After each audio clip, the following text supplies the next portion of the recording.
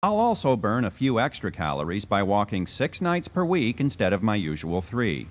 But here's the really important part. To make sure my body can burn its own fat for fuel, I'm going to keep my insulin down by limiting my carbohydrates to about 100 per day. Breakfast.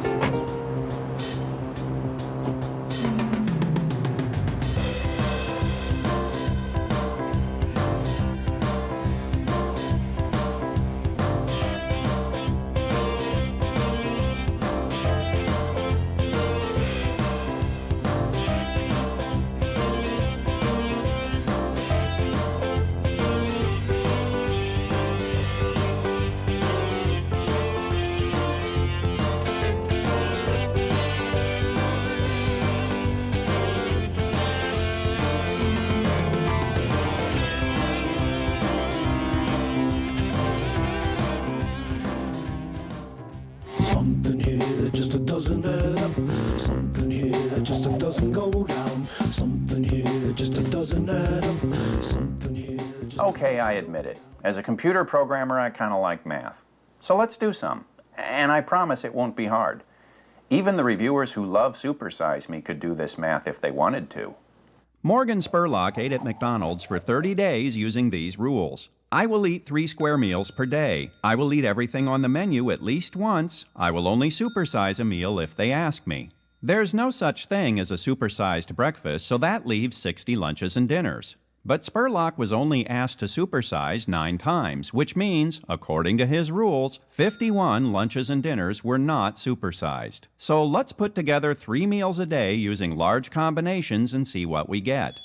For breakfast, we'll go with a bacon, egg, cheese biscuit, hash browns, and a large orange juice. For lunch, a Big Mac, large fries, and large Coke. And for dinner, a quarter pounder with cheese, large fries, and large Coke.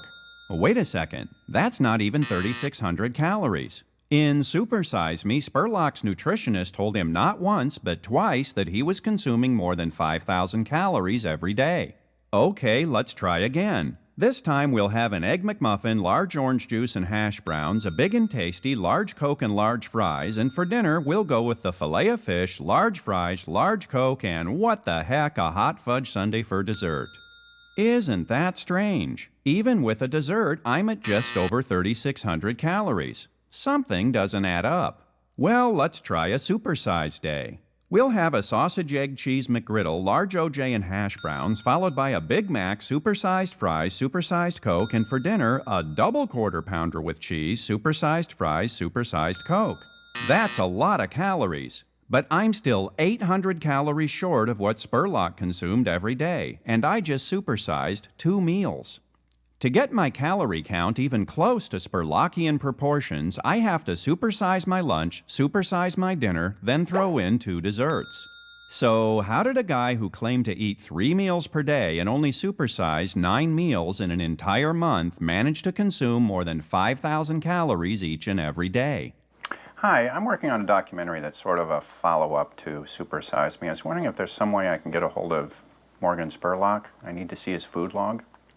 Hi, I'm doing sort of a documentary follow-up to Supersize Me. I was wondering if there's a contact number for the Con, Morgan Spurlock's production company. I was hoping to see his food log. Okay, what's your email address? I would like to get a hold of the food diary that Spurlock kept during that month. Several journalists have asked Spurlock to let them see his supersized food log. The answer in every case was no. One of Spurlock's agents asked me to put my request in writing, so I did, and I never got a response. At the end of Supersize Me, Spurlock called upon McDonald's to get rid of those supersized meals. This annoys me. You know, if McDonald's wants to sell me a bucket of French fries for 50 cents and I want to buy them, that's between me and McDonald's. It's really none of his business. And by the way, McDonald's did stop supersizing a couple years ago, and I don't remember seeing this headline. And Spurlock somehow managed to gain 25 pounds in 30 days in spite of the fact that he only supersized an average of twice a week, which means supersizing was not the problem, not if he followed his own rules, which common sense and a little basic math says he didn't. Something here that just doesn't add up. Something here that just doesn't go down. Something here that just doesn't doesn't add up.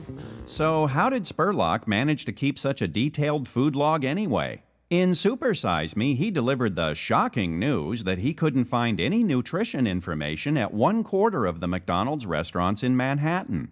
Of course, he also showed us that Manhattan is practically littered with McDonald's, which means you could just walk a couple of blocks to another McDonald's and look at their nutrition menu. You'd even get a little exercise that way. Nutrition information is also available on the McDonald's website. You can even download it and print it from your home computer. But wait! Using a large, ugly building to represent poor people, Spurlock told us that only half of all Americans have internet access at home and wondered, what are these people supposed to do? Well, I suppose they could go to a library or a school or an internet cafe or one of the thousands of other places with internet access. Or, here's another idea. You know, back before computers and the internet, a lot of us were pretty adept at using these low-tech compact data repositories, otherwise known as books. I went to the smallest bookstore in my area and found 7 books that list full nutrition information for all the fast food chains. There it is, everything from Arby's to Pizza Hut to Wendy's. So it turns out nutrition information is actually pretty easy to find. And if you really want to lose weight, you will find it. But even without all that information, are people really getting fat on fast food without knowing why? I have here a double quarter pounder with cheese, a large order of fries, and a large Coke. Right. Now, is that a high-calorie meal or a low-calorie meal? Definitely have to say a high-calorie meal. I would say that's a hell of a lot. A hell of a lot. Very high. Very high. Very high. I believe honest is a high calorie. High calorie. I know it's a high-calorie meal. Give me a rough guess. How many calories here? I would say maybe in both carrots. Just in the carrots, yeah. Combined. Large order of carrots. I would say maybe 25 calories. Okay. How many calories in there? I'd say maybe 500. Definitely high calorie. Definitely high calorie? Yeah. Oh, it's high calorie. As many calories as you can get into a meal. A lot. It's a lot of A calories. lot. And how did you know that? I just know. Actually, just common sense, pretty much. Common sense. I'd have to say so, yeah. It's a cheeseburger and fries. Common sense. Common sense. Common sense. Like the stuff up here. Yeah. Now, how did you know that? Did Ronald McDonald tell you? No, no clown has ever told me that it's a high-calorie meal. With the fries and the burger and the drink, it just seemed like a high-calorie meal. If you ate like this all the time and then sat around all day, what do you think would happen? I'll be very fat. If you ate like this 4 or 5 times a day and then sat around all day, what would happen to you? Get fat. You would look like Oprah back in the 80s. I didn't even see your mouth move. In fact, this ability to recognize high-calorie food seems to be nearly universal. And where are you from? Los Angeles, California. I'm originally from South Carolina, actually. I'm from Holland, Massachusetts. Where are you from? In Japan. My name is Natasha. Natasha? Natasha. Yes. Where are you from? Russia. Can you say moose and squirrel? What? Where are you from? Bulgaria. Bulgaria. Moose and squirrel. Okay. Okay, sure. You and I know high-calorie food when we see it. But when I've discussed the merits of Super Size Me with my friends and associates, I've noticed a curious pattern. Almost everyone who really likes that movie shares a common and dearly held belief. One of the things that struck me most about Super Size Me was that there were these images of these African-American teens, and they were talking about how much they like McDonald's. And there's this implication of like, oh, look how stupid these kids are. They don't even know what's good for them. And that, you know, we have to really put the onus on McDonald's to take care of them because these kids can't make decisions for themselves. Well, you know, who is Morgan Spurlock or any of us to sort of determine what somebody else can and cannot eat, or to know what other people know is good or not good for them? Engendered in that is also a certain kind of paternalism. And once again, it's a paternalism that's directed at the poor, at minorities, somehow or another that those people can't make decisions for themselves, and that there's some other force that needs to come in and make decisions for them. When in fact, they're very happy to make decisions for themselves. In fact, the last thing they want is somebody else to come in and make decisions for them. No, I'm a leader, not a follower.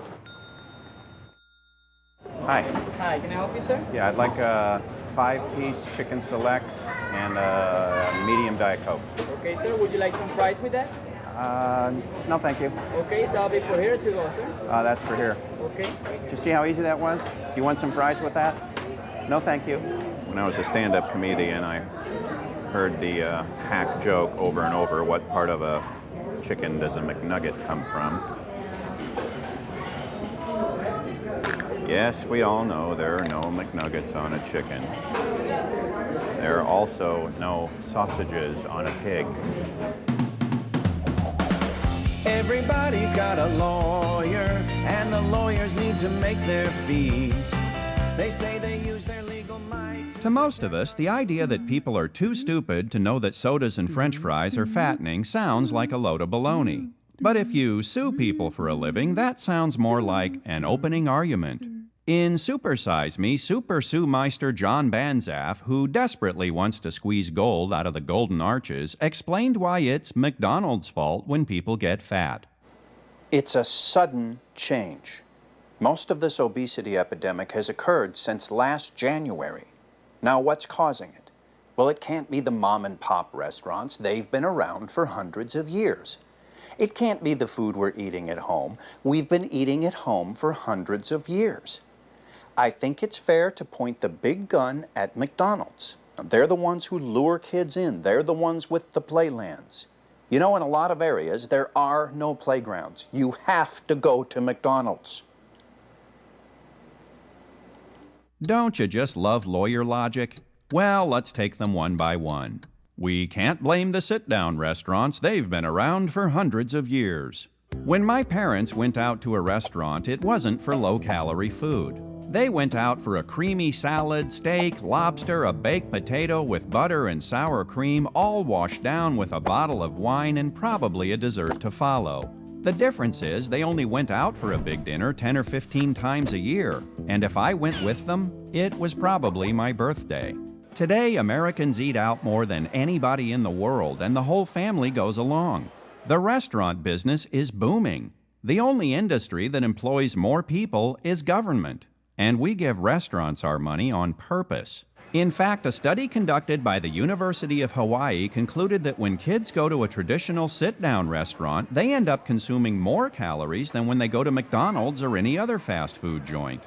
We can't blame meals at home. We've been eating meals at home forever. Rip Van Winkle, call your office. Somebody's been sleeping under your tree. With over 40% of American women now working full or part-time, plus having kids, simply women's role as food providers and food preparers has changed. Most women simply do not have a lot of time and energy to prepare the types of meals that, say, June Cleaver did in the 1950s. Food manufacturers, recognizing this fact, started putting together more prepackaged types of food. And the largest growth in the food industry has come in these pre-prepared dinners and pre-prepared meals. In 1978, only 8% of all homes had a microwave oven.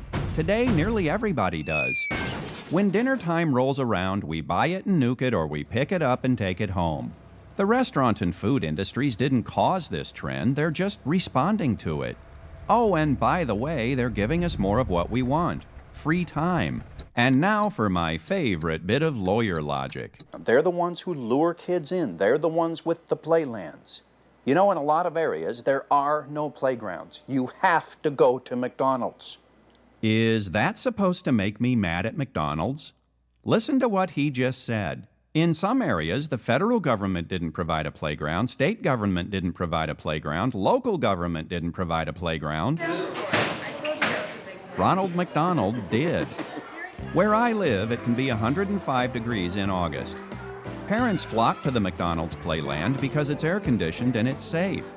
I talk to the other parents and we all have the same problem. The kids are so anxious to play, they don't want to eat.